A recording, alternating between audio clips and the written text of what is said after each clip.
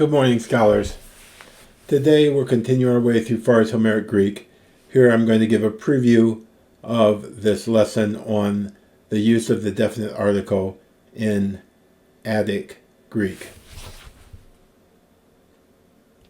So previously I talked about the way the article, well, it's not really fully the article yet in Homer, but it has much wider usage. This lecture deals really with what's going on in Attic and Classical Greek. So we began with just the declension of the article, and we moved to the main distinction, which is the particular article, which distinguishes one thing from another. And there are various species or special uses of the particular article. And then these continue to be more of them that I go through. And then you have the use of the article standing in place of the possessive pronoun.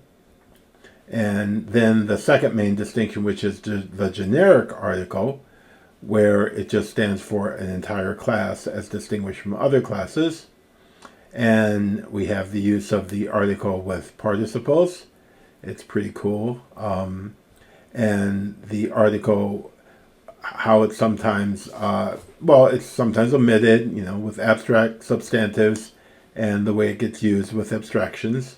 And then finally, we get on to this very cool thing of Greek, which is the fact that the article can make any part of speech into a substantive notion, into a noun. So we see that at work with adjectives, participles, preposition and case, with the genitive, and even with adverbs. So this is pretty straightforward, but it's good stuff, and the use of the definite article in Attic Greek.